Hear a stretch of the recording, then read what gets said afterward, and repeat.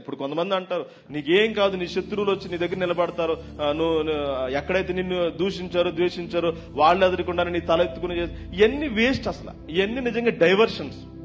ఒకటే చెప్తున్నాను, ఎవరు నిందించినా, హింసించినా, దూషించినా, మిమ్మల్ని కష్టపెట్టినా, బాధ పెట్టినా వాడిని నీ దగ్గర రాడు, నీ దగ్గర తలొంచుకోడు, నువ్వు తలెత్తుకోవు. Don't waste your time. పడుతూ సరదాగా వెళ్ళిపోయింది అంతే. ఎవడో నన్ను నిందించాడు, దేవుడు చెప్తున్నాడు నాకు, ఎప్పుడైనా వచ్చి నా కాళ్ళు పట్టుకుని, ఇవన్నీ వేస్ట్. అసలు మనం అలాంటివి పెట్టుకుని అనవసరంగా టైం ఎందుకు వేస్ట్ చేసుకోవాలి? ఆ సేవకులు కూడా ఏం చేస్తారంటే జస్ట్ నిన్ను కొంచెం ఆనందపరచడానికి చెప్తుంటారు అవన్నీ కూడా. కొన్నిసార్లు నువ్వు భారంతో ఉంటే, శ్రమతో ఉంటే చెప్పొచ్చేమో, కానీ అప్పుడు కూడా వేస్టే. అసలు మన శరీరాన్ని, మన జీవితాన్ని దేవుడికి ఇచ్చేసినప్పుడు నిందలు వచ్చినా, శ్రమలు వచ్చినా, కష్టం వచ్చినా మళ్ళీ ఎప్పటికప్పుడు ఓదార్పు వస్తుంది రావాలని రూల్ ఏముందండి? రాకూడదు. అవసరం ఏముంది అసలు? అంటిల్ డై, చచ్చిపోయే వరకు కూడా కష్టాల్లోనే నిందలోనే కంటిన్యూ అయితే చచ్చిపోతామేమో. ఏమైంది?